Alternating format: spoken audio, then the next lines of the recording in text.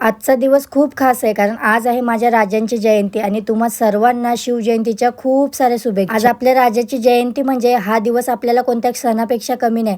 त्यामुळेच आज मी गोडाधोडामध्ये छान अशी शेवयांची खीर केली, जी की राजांपुढे निवेदाला ठेवायची. इकडे माझी खीर वगैरे तर झालीच होती, तर इकडे परीच्या पप्पांनी ना राजांना हार वगैरे लावून हळदी कुंकू लावून छान असं औक्षण केलं. त्यानंतर आम्ही सर्वांनी मिळून महाराजांची आरती घेतली आणि आरती चालू असताना मनात एकच होतं, खरंच छत्रपती शिवाजी महाराज म्हणजे धैर्याचं आणि स्वाभिमानाचं उभं प्रतीक. त्यानंतर परीने खूप छान गर्जना केली. तेच आरतीचं ताट मी देवांपुढेही फिरून घेतलं आणि लगेच आम्ही दोघींनी नमस्कार करून घेतला.